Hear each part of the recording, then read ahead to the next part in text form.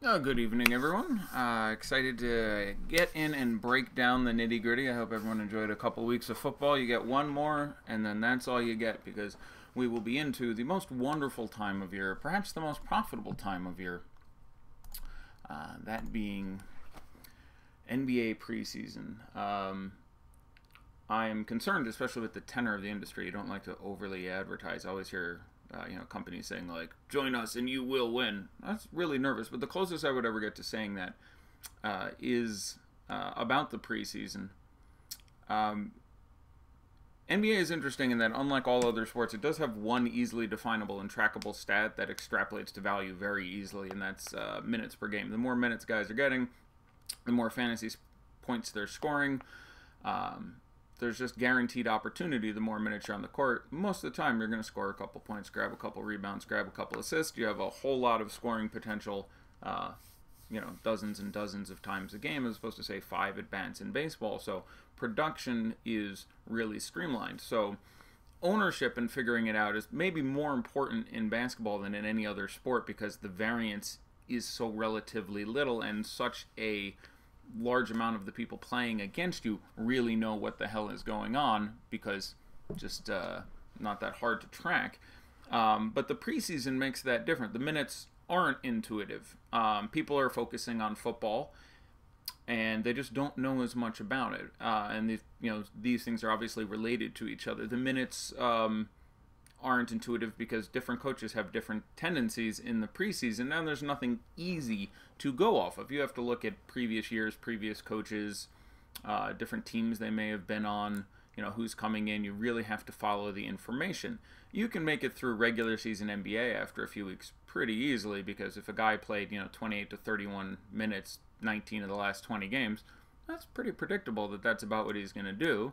And you can look at the matchup and then figure out he scores about this many fantasy points a minute, and it doesn't take a brain surgeon to figure out how to get a baseline prescription for value. But in the preseason, the information isn't terribly well aggregated, because it isn't the main sport on. Everyone's focusing on football rather. Maybe this year it'll be a little more popular and there'll be more people doing a good job with the preseason, but that certainly hasn't been the case in the past. And so then you end up in a situation where there's one really predictable stat and half the people are playing it wrong.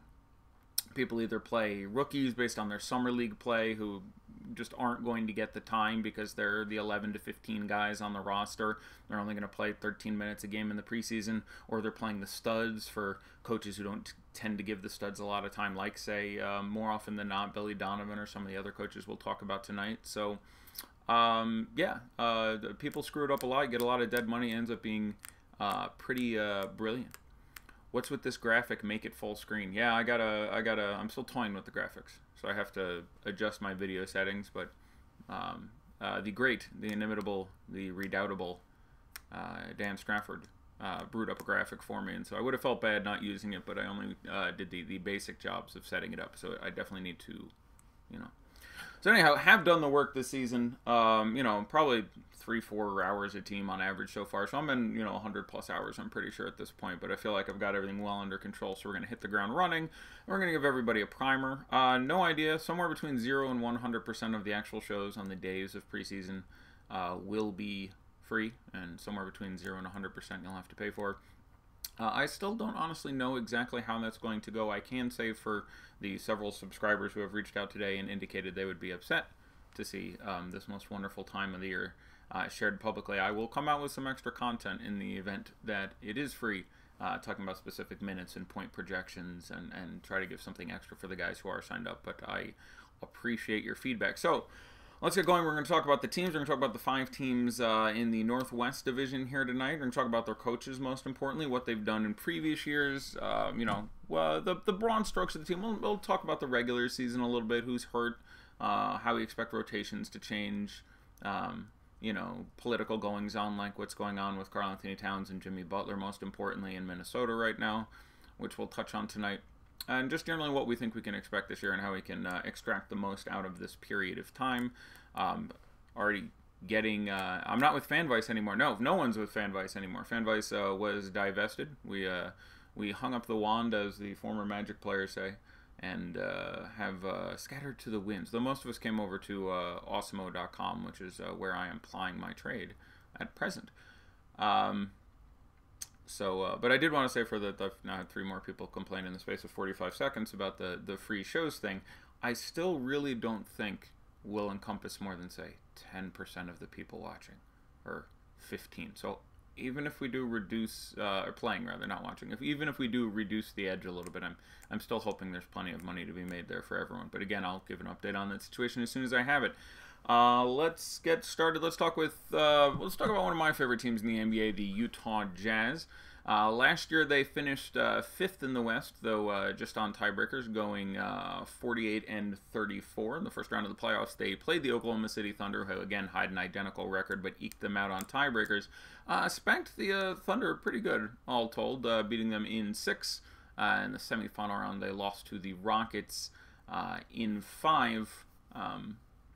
Which I do think the Rockets were certainly a better team at that point, with basically all hands on deck, everyone healthy. At that point, I think you could have argued the Rockets were the best team in the NBA. I thought they had a very good shot against Golden State, and that almost came to pass. I was a big fan of betting them straight up and getting the odds there.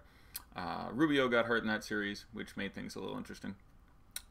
Anyhow, Vegas has projected them, different shops, different numbers, but mostly around 49.5 wins this season, so they're thinking they'll improve a game or two, and that's especially notable in the West, where most teams are suffering a degradation of their expected win-loss record. LeBron coming to down affects things a little bit. This team was one of the most consistent teams in the league. As we go through, you can look back at this later, and I'm just going to look at transactions that have occurred since the end of the regular season to now. This is, I believe, the most, or the team in the NBA that has done the least. Since the end of the summer, counting the draft, they have added 3 players and had 3 players leave.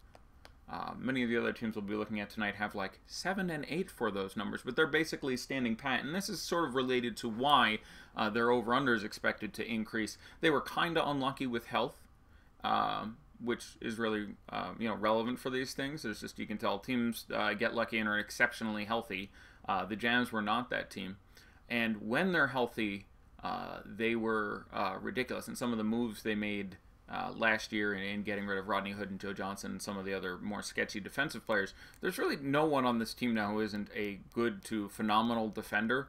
So I'll go on record as expecting the maybe best defensive season ever in the last 30 years, actually, for an NBA team.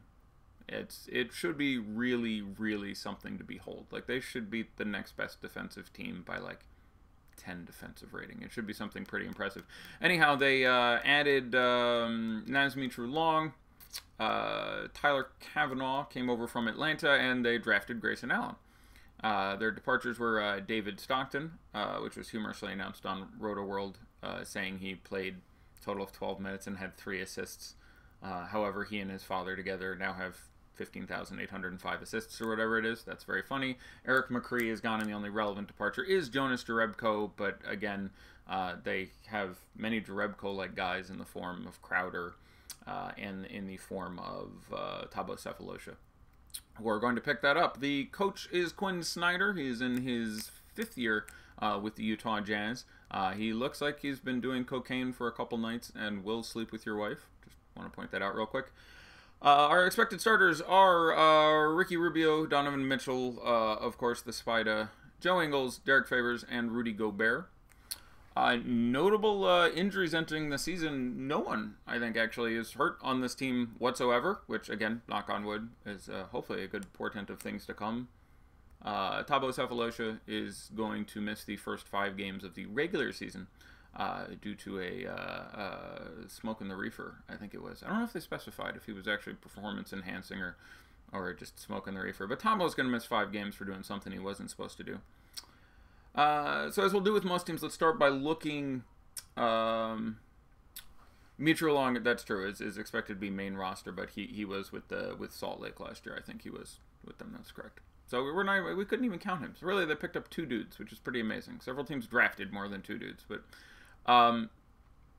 so the 4 guys who I would call full-time starters in last year's preseason, the 2000-2001 2018 preseason. Gobert got 25.4 minutes to lead the team. Donovan Mitchell, even before his rookie year, got 24.6 to come in second. Ingles got 23.2, and Rubio got 22.2. These are not exciting numbers. You like 25 minutes of Rudy Gobert. If you can get a solid 25 minutes out of a, well, generously use the term stud here, in the preseason, you're okay with that, but none of those numbers are superlative. We can usually latch onto some teams where we can expect to get 28 minutes out of guys, 30 minutes out of guys, for various reasons. Either the coach is talking them up, or injuries are forcing it, or they have a limited number of games. Last year we got only, when I get to my Timberwolves notes, I'll look at it, but I think they had 3 total games, 2 of which were in China. After that, you have the now departed Joe Johnson, currently unsigned, I think, 20.8 minutes. Derek Favors, 20.1 minutes. Alec Burks, 18.7. Hood, 15.7, and so on down the line. But those 4 guys got a decent chunk of time, and that largely resembles what we saw the year before.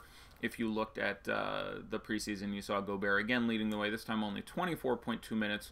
Hood, 23.6. Hill, 22.9. And Exum, 22.9.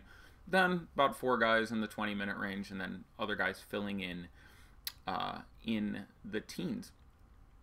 So not a lot to take note of here. We can generally expect, his starting guys to be hitting the 22 to the 25-minute range, with the exception of Derek Favors, who isn't going to get much more than that even in the regular season, so he's going to end up in the 20-minute range. And then you're going to be looking at sort of that second group of guys, the 6 through 9, to be in there in that 19 to 21 minute range. So you're a little more inclined towards them, assuming they're priced appropriately. We'll look at this all when we actually get some decent prices to look at, but not a team that's very far astride what you'll see from normal teams. There's a half dozen teams that are really weird with something they do.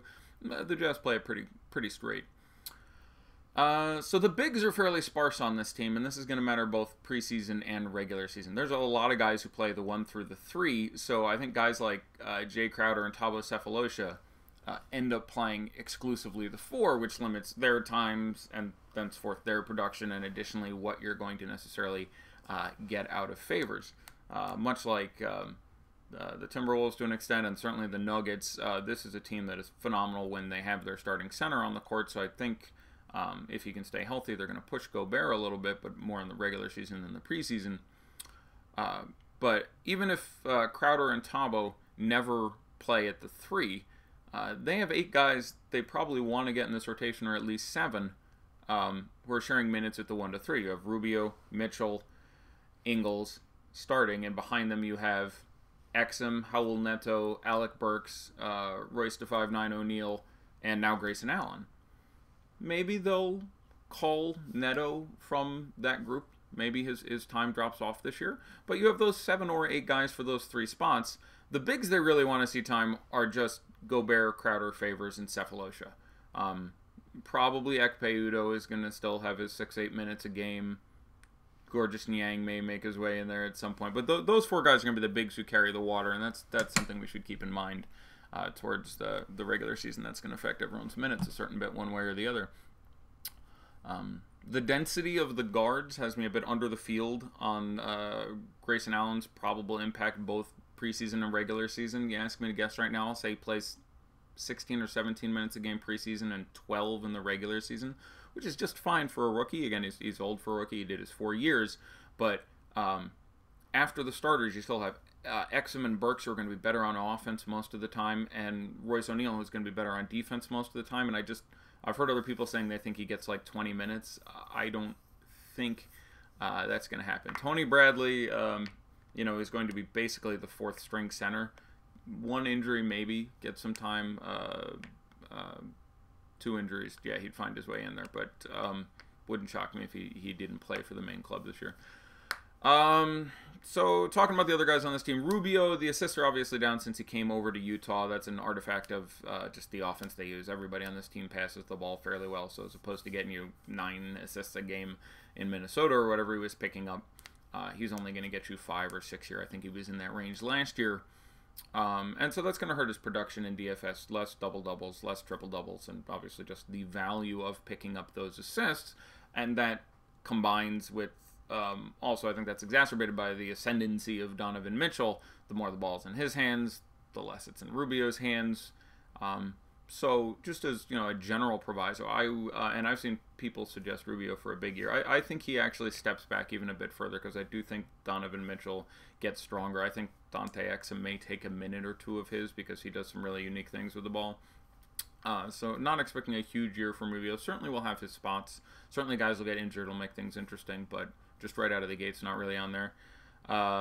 Ingles, the shooting is legit. Still manages to contribute across the board. Picks up steals, picks up blocks, assists, rebounds. Really contributes in every way, more or less. Really established himself nicely in the playoff series against the Thunder, who we'll get to later. Trolling Paul George the whole series was nice. And is a perennially under-owned DFS commodity, and comes with a pretty safe floor. There were a couple real bomb-out CJ McCollum-esque days from Joe Ingles last year, but not many of them. You know, Favors is going to be looking at a role in the 20s again. I think the mid-20s once the regular season rolls around. There will be times he's going to make a nice value play. Is very productive for the time he gets. I don't think Rudy Gobert is going to play 82 games, and of the guys we're going to look at when he's out, even though Gobert doesn't himself pack that much usage, it certainly picks up Favors playing time, etc. And then the Stifle Tower himself, for him it's really all about health. For the team, really, I guess I'm saying. But if he can get going and stay going without an extensive injury break, especially on FanDuel with the block upside, he's going to be a fun guy to take a shot at now and again. And he's a fairly predictable commodity. He's one of those guys. There are guys in DFS who have this really frenetic, top to bottom output that's really hard for me to predict. And then there's guys like, Brook Lopez and Rudy Gobert and just other guys. So it's like, oh no, this is a good spot for him because they guard them like that, and he's a little bit more predictable. You can never obviously know when you're going to get one of those 9 block shot games, but outside of that, and again, when we're talking in the preseason, a guy take a shot, he led his team in minutes per game 2 preseasons consecutively. So again, not a big usage guy, some danger of him just not shooting the ball, but certainly someone we'll be talking about taking some shots at. Again, once we get closer to the games, once we've got another 10 days or so of information, once I've been following another week and a half of coach speak, we should be able to predict some of these things a little closer. So this is sort of more of a general familiarity with each of the teams. Of course, for the starters, that leaves Donovan Mitchell himself. Really interesting to see how far he's really going to take it this year. If his shot can get a little bit better, I think he's got just he could be one of the top. He could make top 10 total DFS scorers at the end of the year. Wouldn't surprise me. Like, there's still room for him to improve. Got a ton of volume, but has all the skills. Is getting 5 or 6 rebounds and assists a game, and if he can just make his shooting a touch better, I think he should be a guy. But this should be a ridiculously elite defensive unit. We're really gonna not want to play against them. I mean, really not gonna want to play guys against the Jazz this year. I think the worst matchups you've ever seen in the 6-7 years DFS has been around. This should be about it. Like, they're gonna have a defensive rating of a team of like 94. It's gonna be a pretty crazy number. And again, everyone is, especially at home where the crowd's good and you're coming into the somewhat thin air that people often don't take into account as much as Denver, who we'll get to in a bit.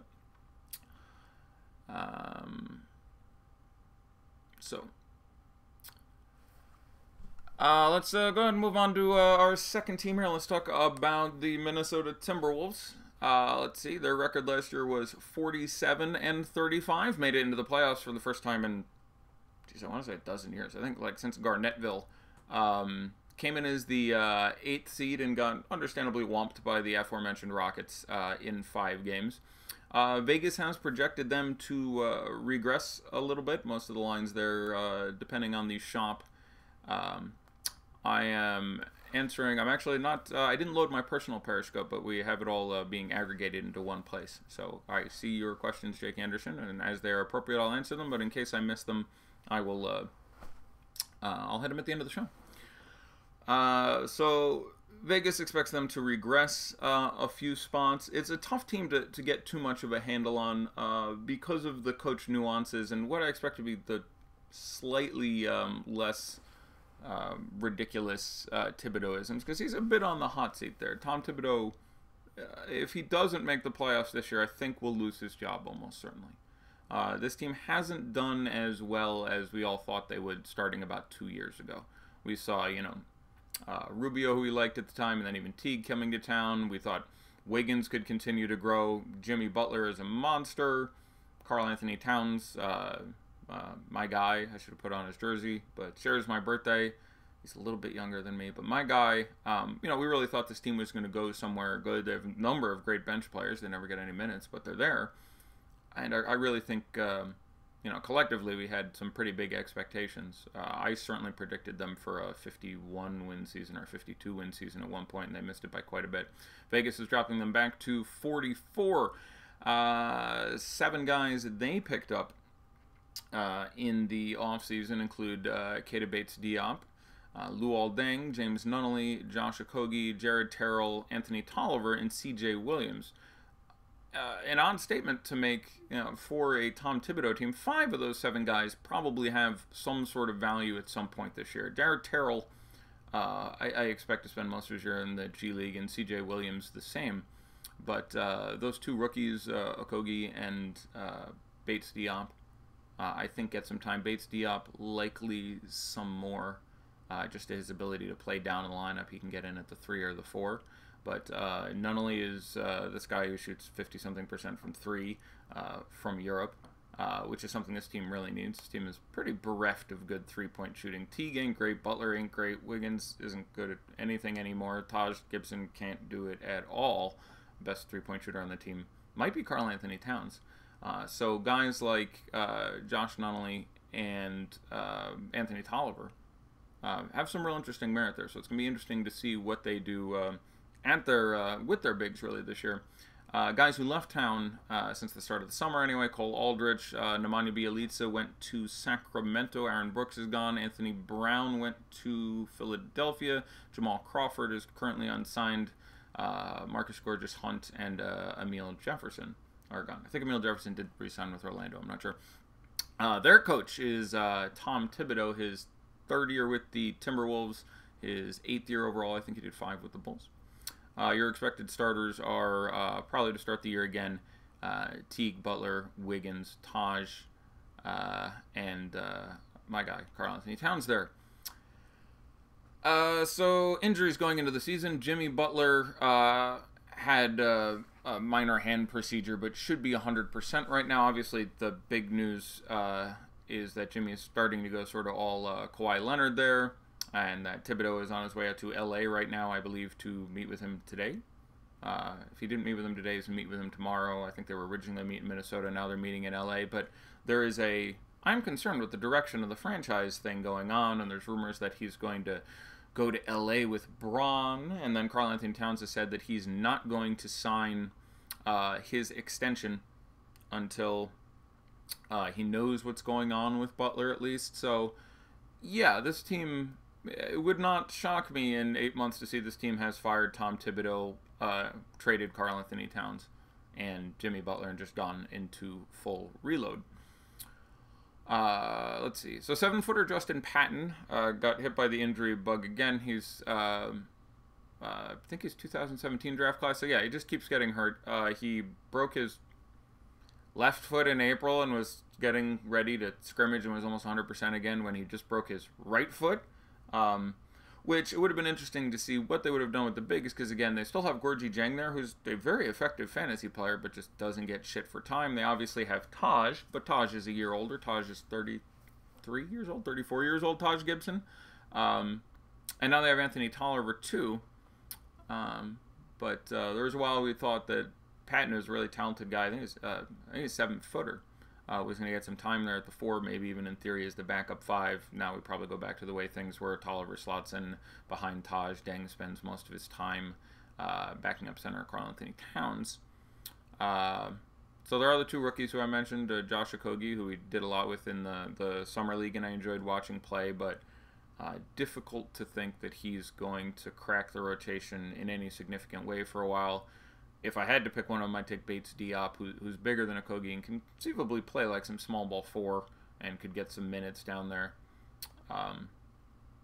Wouldn't shock me to see Wiggins get traded, the first guy, you know, off the boat. If they trade, you know, Towns and Butler, the Wiggins is almost certainly going to go to. He's rarely regressed as a player. It's something we don't see very frequently. Like he's literally become a worse basketball player, which is pretty peculiar.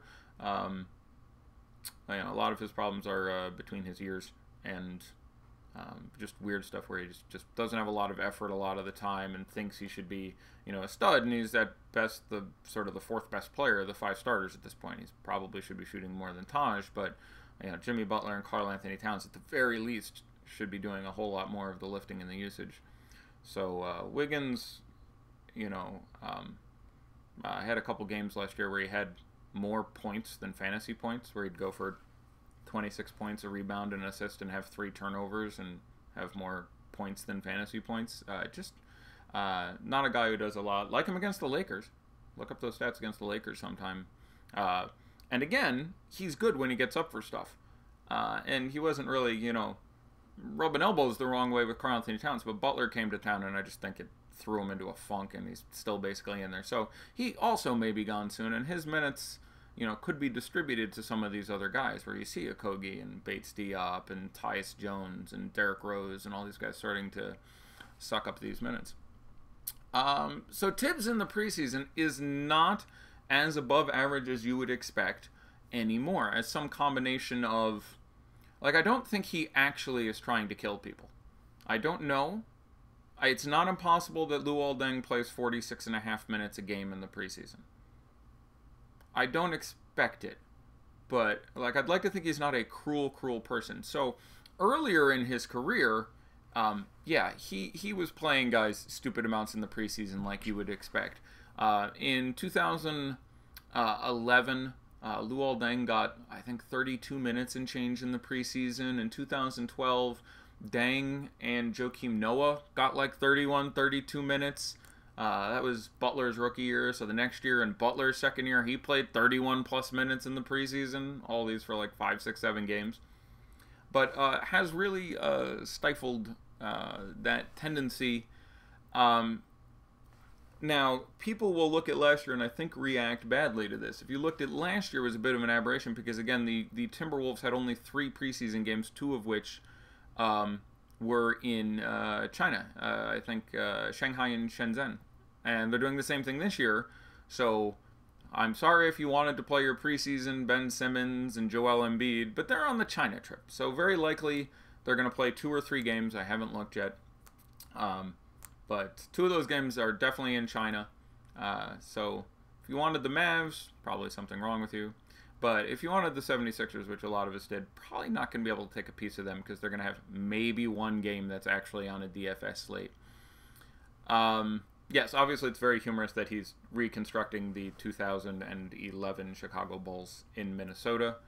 I don't know how he doesn't know that's not a good look. Like, that was a team that wasn't that great then, and now they're all 7 years older, and Derrick Rose's legs don't work anymore. This is not a recipe for success, and he's a pretty smart guy, so I don't know quite what his plan is here. So people, you know, are asking, you know, do I think Deng gets heavy minutes? And that's what led me into the thoughts on Andrew Wiggins. Yeah, Wiggins goes out of town, maybe you get 20-something minutes out of Deng, but I really don't think so. So anyhow, if you look at last year, it was a bit of an aberration because, again, only 3 games. So they only played 11 players in the preseason last year, which is a precipitously low level. Usually you see a team play 14, 13, 15 guys. They only played 11 guys. Only 10 of them played all 3 games. 9 of those players averaged 20 or more minutes. Obviously, fewer guys, you're going to get more minutes. So oddly, almost conversely to the regular season, the bench guys were great to target last year. The 5 starters were 5 of the top 6 minute getters, with Shabazz Muhammad coming in as the 6th, who's no longer with the team. He went to the Bucks for a bit. I think he's currently unsigned as well. But Taj had the most minutes on the team with 26.5. Teagan Wiggins got a bit over 25. Towns got 24. Butler got 22.5. But several other guys came in the low 20s behind them. That's not the way it's normally going to go down. Let's look at a more representative preseason. Let's go back and look at 2016-17. 10 guys got real run, but 16 guys played in at least 3 of the 7 games. Wiggins led the team in minutes at 28. Zach LaVine got 27. Cat, Rubio, Dunn, Jang, and Bielitsa all got between 22.5 and 23.5. So 28 for Wiggins is pretty exciting. We're kind of excited to see that. And if he's priced based on how shitty he was last year, you know, maybe that's a guy I would look at the first day. No one else is going to go for because he's ass on that team. But when he's good, when he's motivated, might be motivated the opening game of the preseason. And if I think he's going to get 27 minutes at a 5,000-ish price, I'd have some interest in him. So yeah, he's been top 2 in minutes in the preseason each of the last 2 years. Something to consider. But the starters get solid but unspectacular minutes. So yeah, so he used to be just as much of a cock as you would think he was in the preseason many years ago when he was with Chicago, but has really put a damper on that shit over the last couple of years, and I expect him to, keep it more on the downside there. So I think people may overreact to that. There's a couple spots in the preseason where people are gonna be like, "Oh, Thibodeau's gonna play. Can't wait for double dang nights." Yeah, and the dream has come true. Luol Deng and Gorgui Dieng, add an I, are on the same team. And for a while, we almost had triple Deng. We almost had Deng Deng with what's his name? Deng Adele.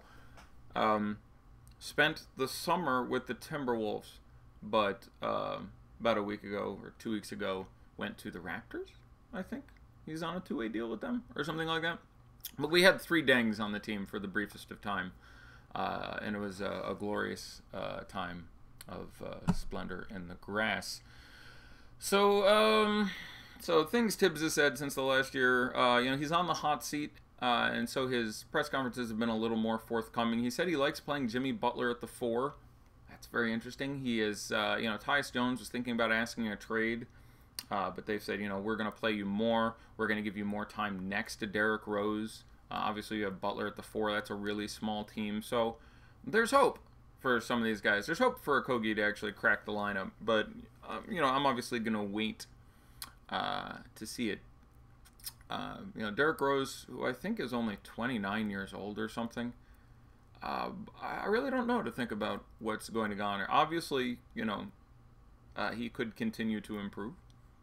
He could continue to be not terribly good, but again, he's not a tremendous DFS player because he doesn't contribute a lot.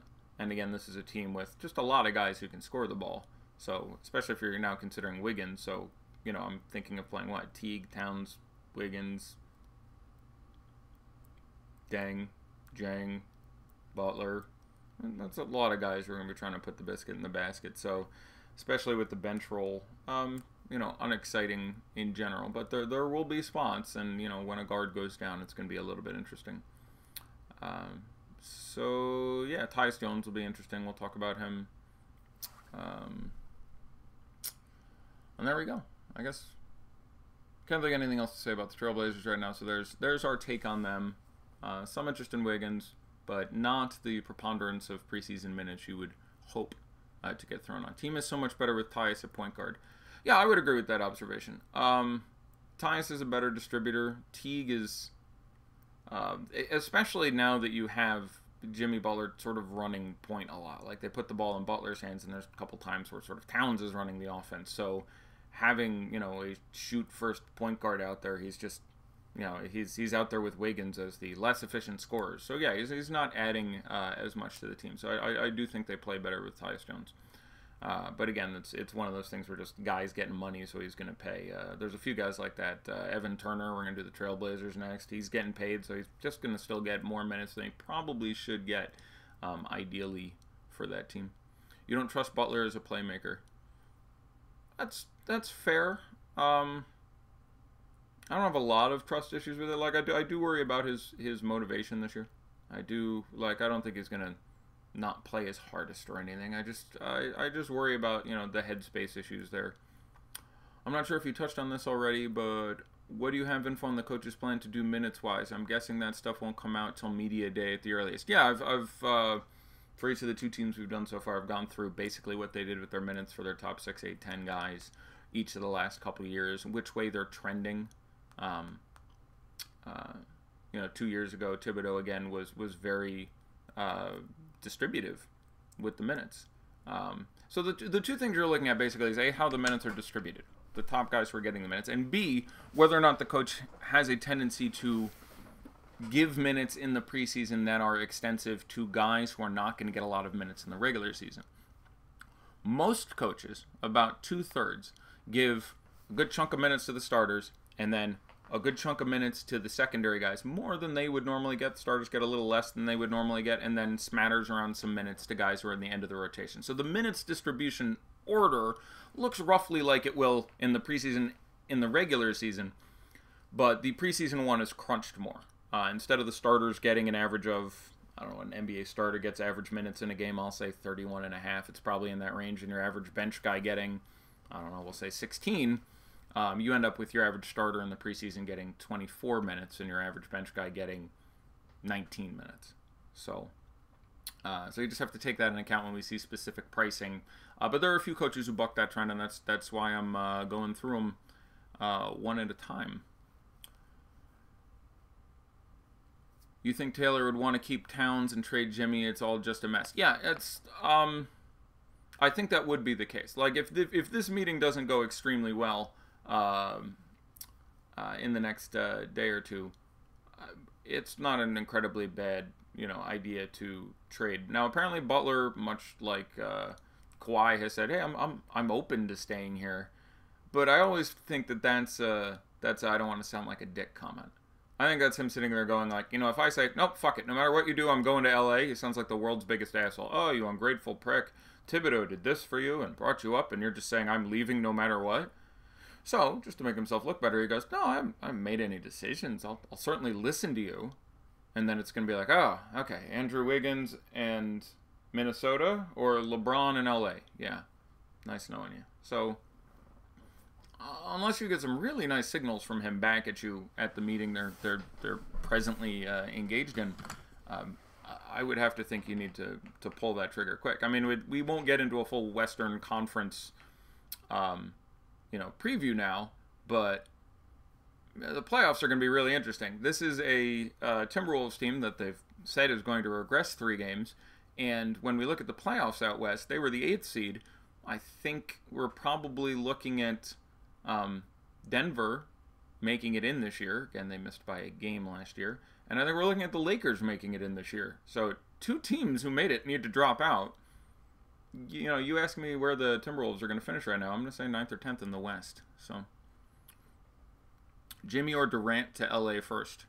I would think Butler is much more likely. Was it preseason 2017 or 16 where there were crazy stat correction issues? Yeah, that was last year. Oy.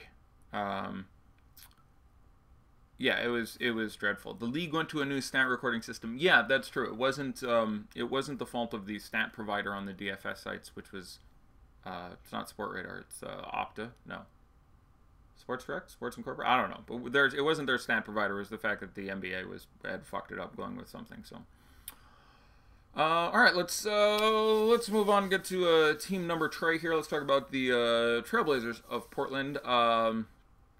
Last year's record. Had the best record of these 5 teams last year. This is easily the most balanced division in the NBA. Last year, and this year won't be this balanced because I do think the Timberwolves probably suffer a couple games. It's not impossible. And a couple people have had season-long questions. And I'll certainly take those at the end if you want. But yeah, there's a lot of guys. This division doesn't have many of the monster guys. It's got a lot of guys in that 5 to 10 round of picking where you're talking about. That's usually where you're going to get Jokic. That's usually where you're going to take Karl Anthony Towns. That's usually where you're going to take Damian Lillard. That's usually where you're going to take Paul George after his knee surgery. That's probably now where you're going to take Russell Westbrook. So a lot of guys landing right in there in that spot. I think my favorite of those guys at this point is Jokic, who I love. And is a monster, but it's a really interesting question. The most consistent pick of those, and we'll use this to segue, would be Damian Lillard. Damian Lillard's a pretty known quantity, is really the only consistent starter on the Portland Trailblazers, and we'll get into breaking down those guys in a second. But really consistent basketball player. So again, yeah, the Trailblazers had the best record in this division last year, but this is the most tight division in the NBA for a little bit now. Last year, the 5 teams in this division had 46, 7, 8, 8, and 9 wins, I believe, with Denver missing the playoffs by a game at 46 and the other 4 teams having 47 through 49. So yeah, the first place and 5th place in this division were separated by 3 games.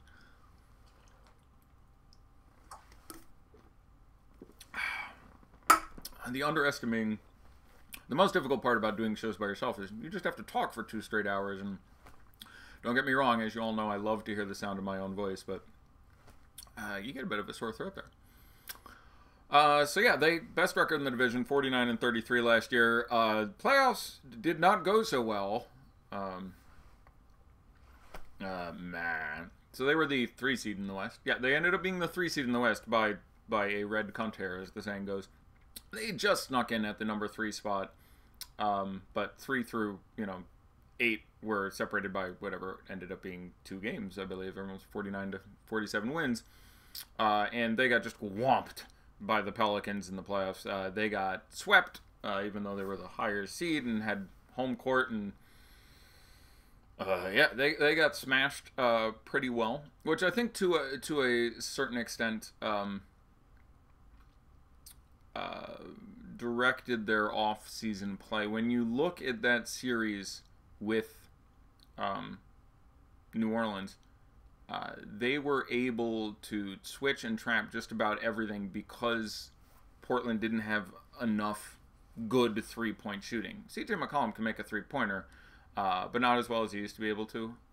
He's regressed a little bit in that area. Damian Lillard takes a lot of 3-pointers, but his the amount he makes is not that much above league average. And the other guys are all Nurkic obviously isn't taking any. Harkless has his days. Aminu certainly has his days. But, yeah, they didn't have an answer for that strategy, and they just sort of swarmed them, and on the back of some very impressive defense by Drew Holiday, a couple other guys. Yeah, they got absolutely curb-stomped out of the playoffs. Most Vegas predicted records for this team are all the way down at 42 and 40. So they're suggesting that they're going to lose 7 wins this year. Vegas is not in on the Trailblazers. I would probably take the over on that. They have outperformed their win total at least 2 years in a row.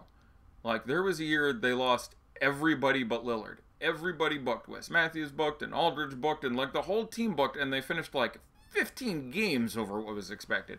And last year they won this division and finished, I was like 3.5 or 4 games over what was expected. So I do think Terry Stotts is underestimated as a coach.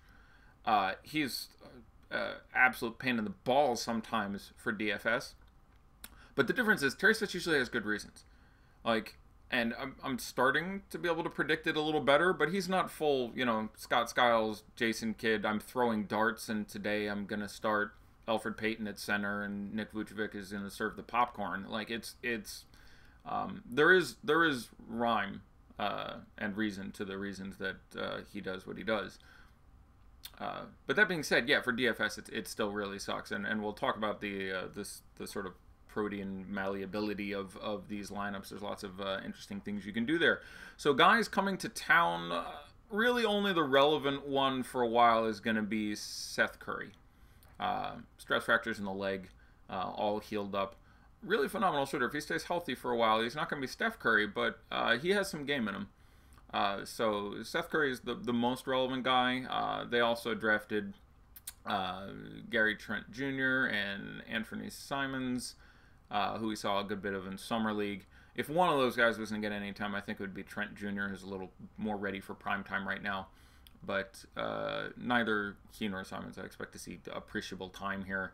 The guys they lost, Papagiannis has gone after his brief stint there. Shabazz Napier is off to Brooklyn. That's relevant, but his time will go to some combination of Seth Curry and Wade Baldwin IV, who had a great summer league and appears ready to take a step.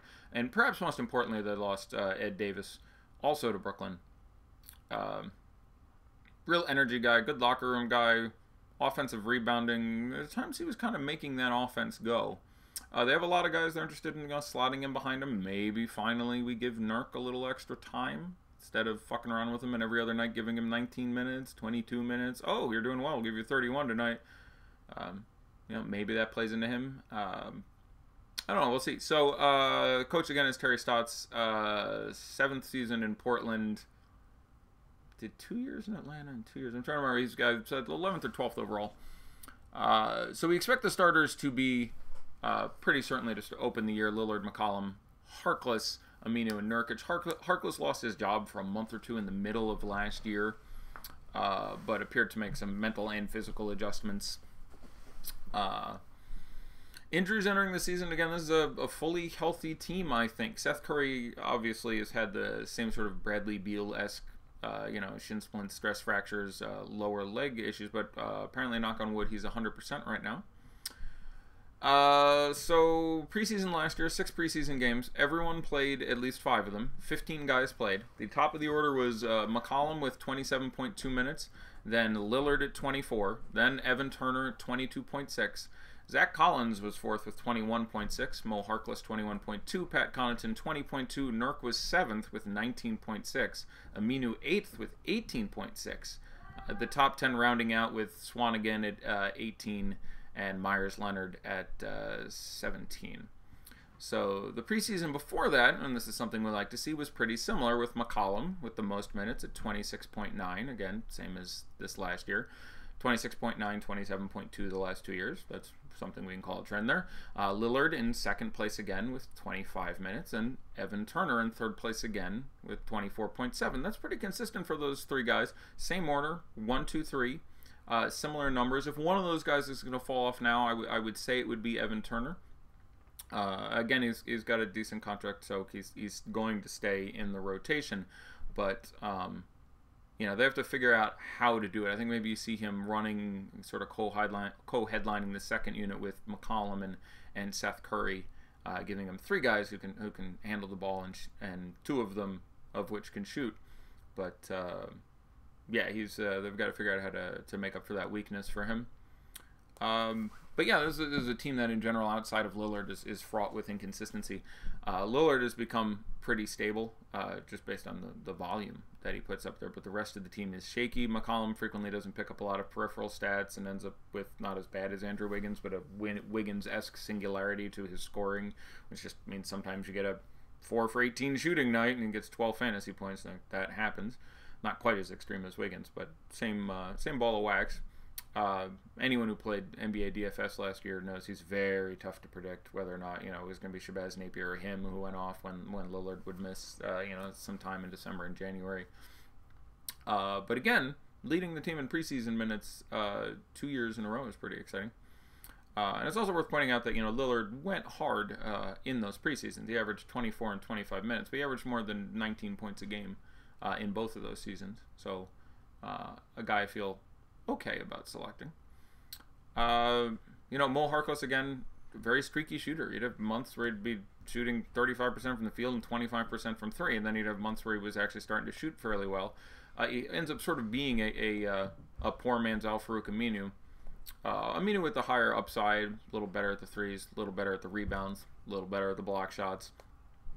But both those guys out on the wings can end up with some pretty catastrophically low usage next to McCollum and Lillard and Nurkic when he's on the court.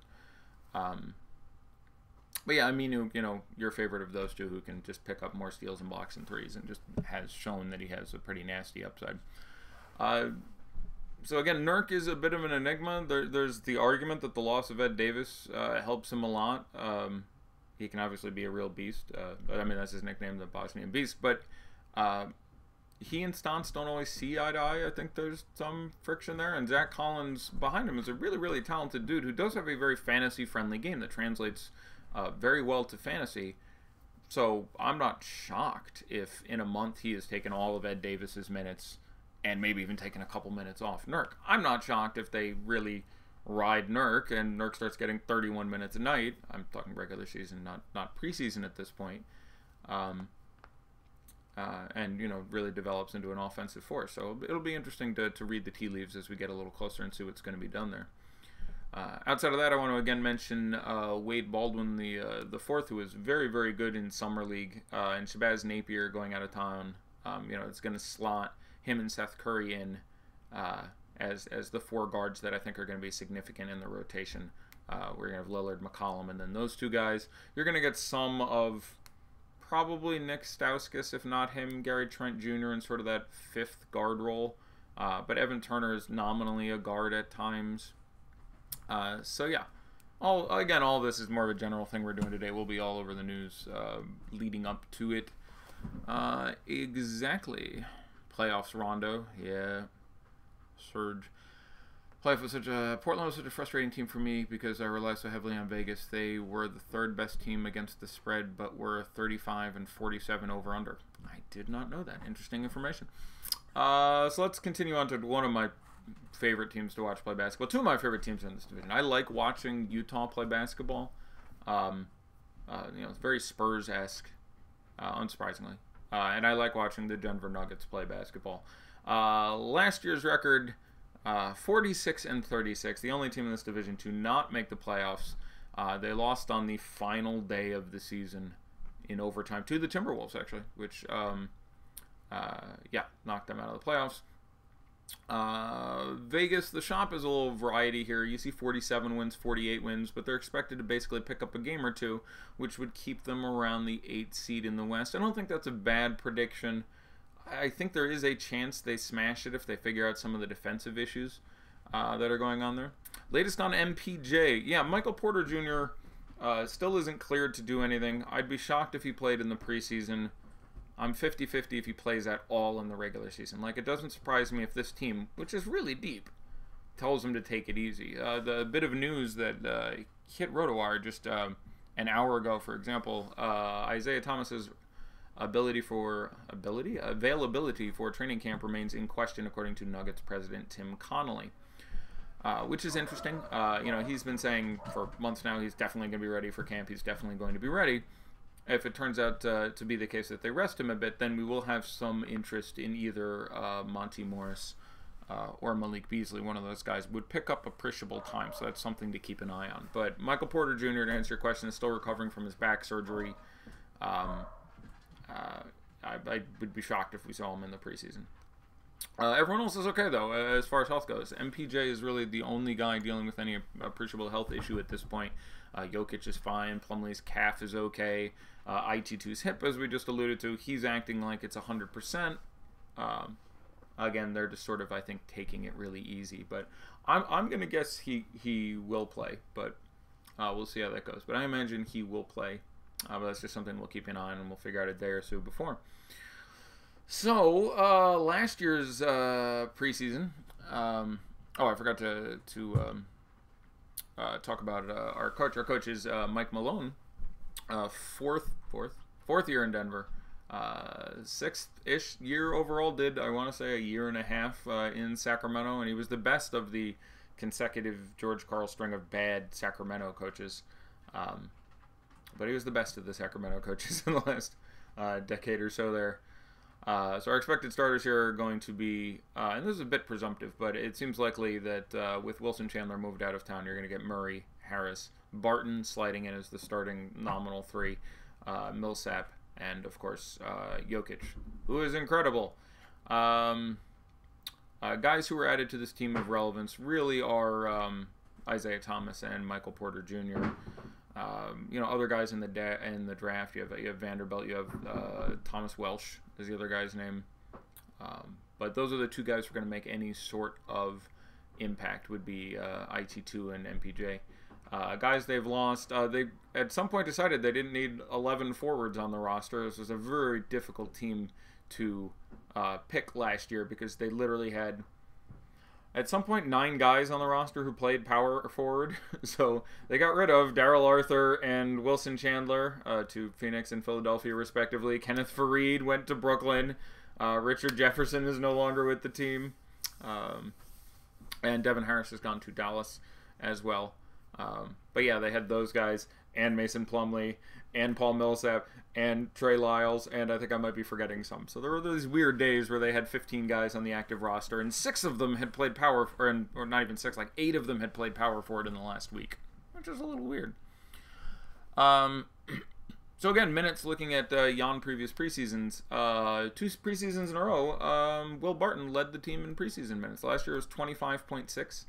Counting down real quick, you had Barton at 25.6, Gary Harris 24.3, Wilson Chandler, now gone, 24.2, Jamal Murray 23.2, Millsap 22.8, Jokic 22.6. I think that is going to come up. Now, one of the most amazing things about Jokic is not only is he amazing, he makes everyone around him amazing. He opens everything up. He has some defensive liabilities. He's one of the worst pick-and-roll dudes you're ever going to see. So there will be issues with that at certain points during the year, but he is the fucking grease that makes the thing turn on offense. He's really incredible if you get into some of the deep stats. Anyway, Plumlee 20.9 and so on down the way there. Moutier was getting 19.5 minutes a game in that preseason. Not reasonable to expect with him gone, getting 19.5 last year and 23 the time before that. And IT2 apparently suffering some injury. I think there's a reasonable argument we can look at a minute spike for Jamal Murray in the preseason. Again, we'll see what comes out with IT2. You look 2 years ago, again, number one, you had Will Barton playing 28 minutes, Jamal Murray at 25.4. And again, he's young, so it wouldn't surprise me if we saw 26 out of him this preseason, depending on IT2. Jokic at 23.8. Man of the frequently injured butt, Gallinari 23.8. And Nurkic at 23.4. That's twice your Nurkic. 2 teams in a row you got a Nurkic reference. So yeah, but the real thing to point out here is that the guys who are going to play in the regular season play in the preseason for Mike Malone. Has been since, if you go back and look at the preseason minutes with the 1 preseason he got in Sacramento. Actually, that's not true. He would have 2 in Sacramento. He started 2 years, I'm pretty sure. But that's been pretty consistent. So they're a team that we can look at. And again, looking at injuries, maybe pull something else out of there. Once the regular season gets going, I expect this to be largely a 9-man rotation. I do expect the preseason to generally copy that. So again, you'll get Murray, Harris, Barton, Millsap, and Jokic as your starters. Mason Plumlee, Trey Lyles, Isaiah Thomas, and Torrey Craig are probably the 4 guys who are going to make up most of the rotation. I think they run a 9, maybe a 10-man rotation most days. Maybe Malik Beasley takes that last spot. Maybe Monty Morris takes that last spot. But those 9 guys are the guys we're going to look at. And again, if we find out IT2 is out, we'll look at that. You love Millsap, but need more length to help cover up that pick and roll. He is one of the better defensive guys on this team. I mean, this team is really making a statement by saying, okay, we're trading Wilson Chandler out of town, who was not the best defender, but was the one guy in that team who wasn't a scoring machine, and starting Will Barton and trading for IT2. Woohoo! Like, they're going to put up some numbers. Like, they're all in on the offense. Millsap's a pretty good defender. Gary Harris is an excellent defender. We won't talk too much about the other 3 guys they have starting or some of the guys they have coming off the bench. Torrey Craig plays some pretty decent defense sometimes. Yeah, so talking more about some of the specific guys on this team. Obviously, Murray is going to have some sort of inverse value situation on days and on seasons versus IT2. We hope that Jamal Murray doesn't get sort of screwed by IT2. Like, it makes IT2 sounds like he has resigned himself to just playing whatever the coach tells him, and good on him for that. But, you know, he was Mr. Fourth Quarter Crusher, and I want Jamal Murray out there in the fourth quarter. I just have some concern there. Gary Harris is still plugging along, doing what he's doing, playing quality defense. But they have, 5 guys who are scoring here. And even though it's going to be a really efficient scoring unit, someone's going to have to take a step back. Could be Gary Harris. I actually think Murray scores more. I think having Harris and Barton out there, and I didn't have time today, but I could have pulled up some numbers to support this. When he gets to be off the ball more, Murray is a much more effective scorer. There were a number of times last year where you would have Gary Harris out or Will Barton out. And people were like, oh, play this guy. And starting to be like, no, play Jamal Murray, because the way the team is arranged now, he's just going to shoot much more, and he's very comfortable in that role. And we got some very big Jamal Murray games. So I do expect his scoring to increase this year. Assists probably take a little bit of a drop, but he was not picking up that many assists to begin with. So Will Barton was already playing significant minutes. He played 34-ish minutes off the bench last year. So his minutes are going to remain roughly consistent. And he's not going to be able to gun as much as he used to. So even though he's moving into the starting lineup, this could very possibly be a negative overall move for Will the Thrill there. You know, they love Millsap. Again, pretty decent depth at the bigs. He's getting a little bit older. I think those minutes, you know, maybe come down another minute this year. But a real quality guy, and obviously when there's some injuries, steps it up a bit. But again, moving Barton to the starting lineup isn't necessarily great for him. And then Jokic is just God. I love watching that guy play basketball. Just makes everything happen. You can't collapse on him. As the year went on, he got so much better, where he was hitting a triple-double or 2 a week, and it didn't matter when Millsap was there or weren't there, and he really sort of went Super Saiyan mode towards the end of that year. So, you know, Jokic has, you know, a really, really significant upside if he can shore up some of the defensive inconsistencies. But that guy, Jokic, overrated. I don't know. I think Jokic is underrated. I think Jokic is... I could pull up a lot of advanced stats, but we've been going for over an hour already, so I'll move on with my day. But suffice to say, no, I don't think Nikola Jokic is overrated. If you accept the caveat that he has limitations on defense, which is really important. You know, I was looking at the ESPN rankings today, and they're talking about, you know, best player in the NBA, and you saw a lot of 1s and 2s and 3s for Steph Curry. Steph Curry is a bad enough defender that I think that's ludicrous. Like, I think it's absolutely insane to put him at that spot. And he's an incredible offensive player. But on offense, he's on par with, like, 3 other dudes, and then those other guys can defend the ball, and he's a liability. Like, so I always snicker at that. This team is going to be a sieve on defense, only going to get work. Well, getting rid of Wilson Chandler is certainly not going to help in replacing him with Will Barton. Steph isn't a bad defender, chill. I think he's below average. I'll go with bad. I guess bad is a bit much. On a scale of 1 to 10, I don't think he's a 2. I think he's a 4, if I can go with that. And he has improved. Not as much as Klay Thompson, who when he came in was kind of bad and is legit very, very good now. But, you know, and there's different types of defense. So, you know, there's harassing defense, there's ability to body up, there's ability to take a charge. So Steph can do some things and can't do some other things. But my point being, when you compare him to LeBron, who is 91% the offensive player he is and 280% the defensive player he is, I don't know how you'd ever be like, no, Steph's the better player. Not that regular season LeBron has been playing a lot of defense, so I'll retract that comment. But I don't know how... You know, you compare him to Kawhi, who's 87% the offensive player he is and 650% the defensive player is. Like, so when you talk about the best players in the NBA, not in fantasy, but just as far as like value to a team. And again, I think this Warriors team is actually underrated, if that's possible. But I don't get putting Steph right at the top of the pile there. So yeah, I guess we can call that out. Basically talked about all the guys who are going to play at least a little bit. Let's go ahead and move on to what I think is our final team. Let's talk about the Oklahoma City Thunder, who, by the way, congratulations on them on keeping Paul George. I didn't see that coming. They risked a lot of resources. Who knew Sabonis and Oladipo were so good? But they risked a lot of resources. And getting Paul George to stay and sign for a 4-year deal. Not like a 1 or a 2-year deal. Like, actually commit like that. And get Melo off the books. Like, tip of the cap. Like, the Rockets have done some good things. A lot of teams done some good things. But they absolutely won the offseason. I never thought it was going to turn out this well in Oklahoma City after they got run in 6 in the first round. They got run out.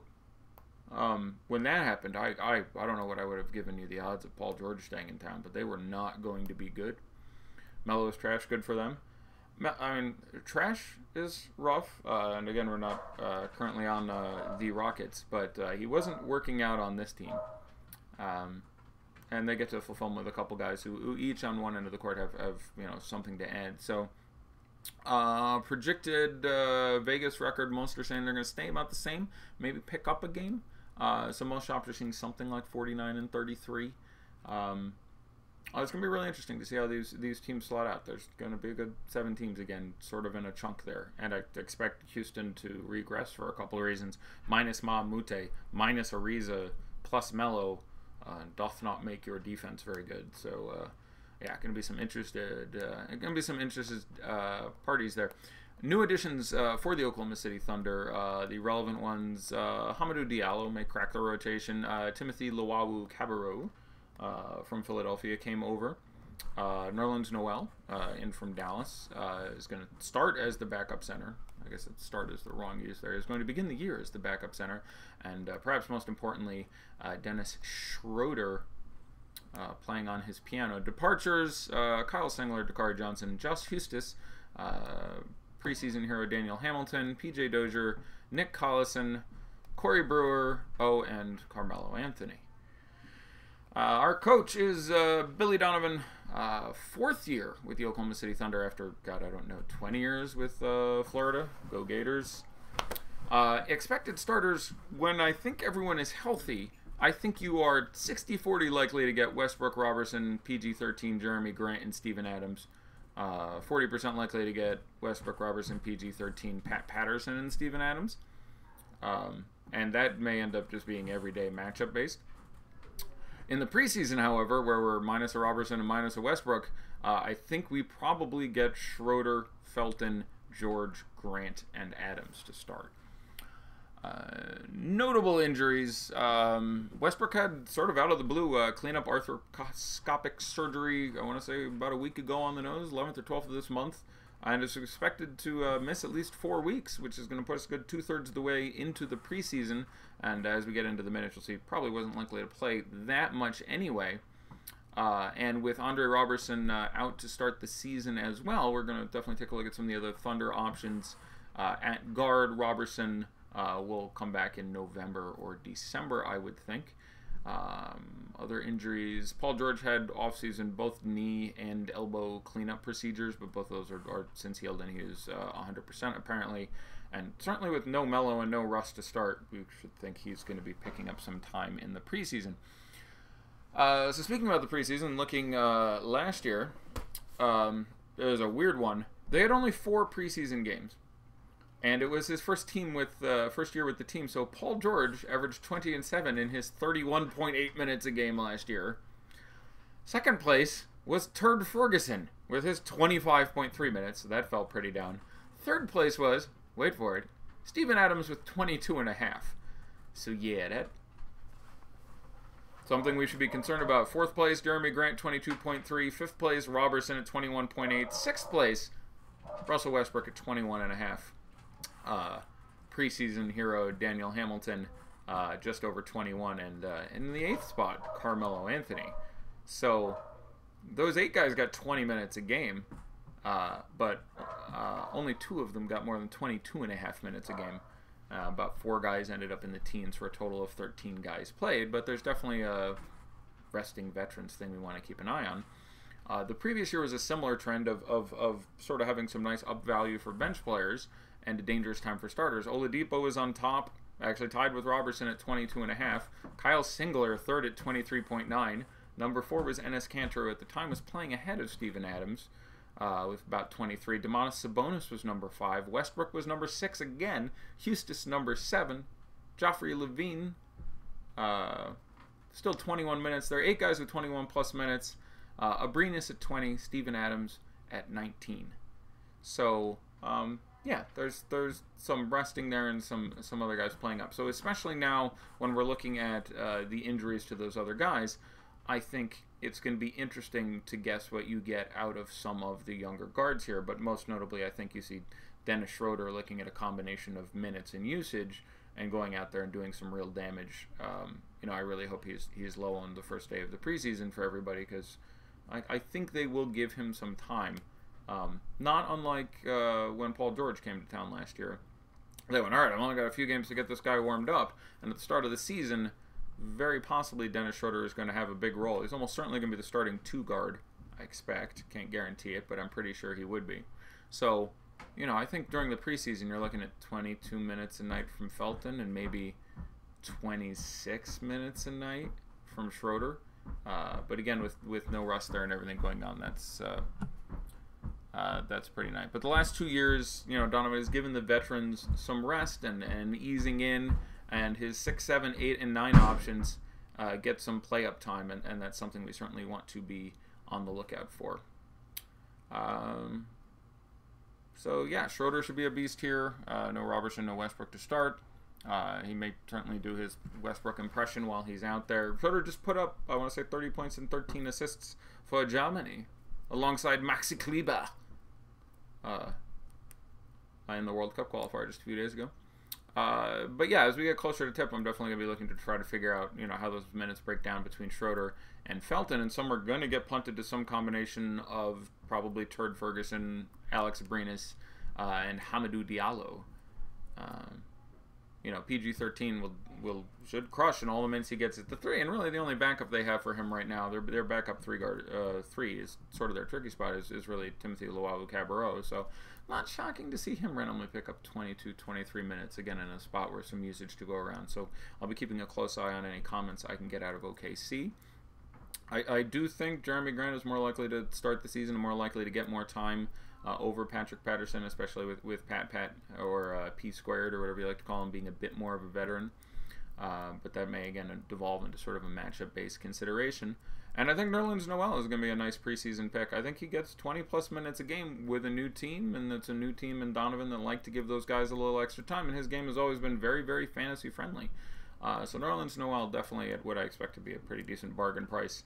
Someone who I can see picking on opening day, playing 22 minutes, getting 27 fantasy points at 3% owned. And yeah, so that's the guys on the Thunder who I have specific considerations about. And yeah, I guess up for a few questions if people want to run it. We're about 75 minutes in. That wasn't too bad. Again, I got 5 more of these to do over the next 9 days, basically. So I'm going to be doing one just about every other day. May run one out tomorrow. It depends if I can get any of the divisions entirely done. Basically, I've done about 17 teams. This was the only division I finished. So if I can finish another one tomorrow in enough time and feel that I've read up and heard everything, I'll do that. Schroeder and Westbrook, the starting backcourt opening night, I think that's very likely. I think once Robertson comes back, Schroeder becomes your 6-man Jamal Crawford gunner type guy. Schroeder has a really woeful 3-point shot. Like, he shoots like 30% from 3. Until he can work that out, it's really going to limit his ceiling. In fact, in the game I was just talking about where he put up the 30 and 13, he shot 1 for 9 from the field in that game. So, or from 3 in that game. So when he drives and cuts, he's amazing. If he could complement it with making you respect that 3-point line a little bit better, his stock would certainly rise. But he's got, some real offensive talent. But he's a defensive sieve, and it's going to be funny if the 2 options you have are Robertson or Schroeder, because you're literally looking at, top 5% defender and bottom 5% defender swapping in and out for each other. And you so want to be the guy in the other team who swaps in with Schroeder, like, yeah, no, you can let Robertson there guard you. I'll let Dennis guard me. They played Golden State opening night. Didn't know that offhand. Is that backcourt too small? I mean, Russ isn't too small for anything. But I'm not sure Russ is going to start opening night. I mean, he had surgery on September 12th, and I believe the phrasing I saw released by OKC was that it was going to be reviewed in 4 weeks. So he's just cold for 4 weeks. Okay, that takes you to the 10th of October. Regular season opening day is like October 16th. So he might be there for 3 preseason games, or 2 preseason games probably. And even then, wouldn't think he'd be seeing a ton of minutes. So him even starting on opening day is interesting. But is that backcourt too small? It'd be a small backcourt. There's a couple smaller, but not many. But, you had, IT2 being decent. So, yes, there would be times that they would be really small. And you'd have some big-ass guards back guys down, and you would create some real issues if that was your starting backcourt, yes. All right, well, thank you for everyone stopping by. We'll do this again either tomorrow or Thursday. I'll figure it out on the fly. If you have any questions, comments, or feedback, feel free to send me a tweet. Thanks again to the great, the tremendous, the bigly Dan Stratford for the artwork. And so preseason is just all about maximizing minutes. In any sort of cashy capacity, again, minutes is closely related to money. There's nothing really... It would be like if in baseball there were guys who got 11 at-bats. Everyone in baseball gets the same number of at-bats. They're just trying to quantify the value of an at-bat. In basketball, there's just less variance in the production. You know, Mike Trout's going to put up between 0 and 80 in a night. LeBron James puts up between 40 and 80 in a night. And that difference in the loss of a downside makes regular season so much about, you know, being contrarian and playing it that way. It's really hard to play NBA for cash because nobody's beaten the nut, really. It's pretty hard when you get the rake up there pretty significantly. But in the preseason, yeah, other people screw up minutes. People will screw up minutes. People will play summer league guys who just aren't going to get the time. People will play studs who aren't going to get the time. And so, yeah, if you can track minutes, I don't think you need to go much further than that. It's not hard to figure out a rough estimate of... We're still going to look at matchups. We're still going to look at who guards who. But I'd be lying if I didn't say I thought 90% of the edge the couple times we've crushed this was just being able to find players who I thought were going to play 26, 28, 30 minutes and be 2% owned, and lots of other guys were 20% owned who I knew were going to play 18 minutes, and yeah, so not all about minutes, but it's really the one time of year, that and maybe the first couple days of the season, beginning of the postseason if you're paying attention, but the combination of the different disciplines required to research it well, and just the general softness of the field, yeah, you're pretty much on it there, Ozzy. All right, so there we are. I will be talking to you all again tomorrow or the next day. Thanks for stopping by, and I will see you soon.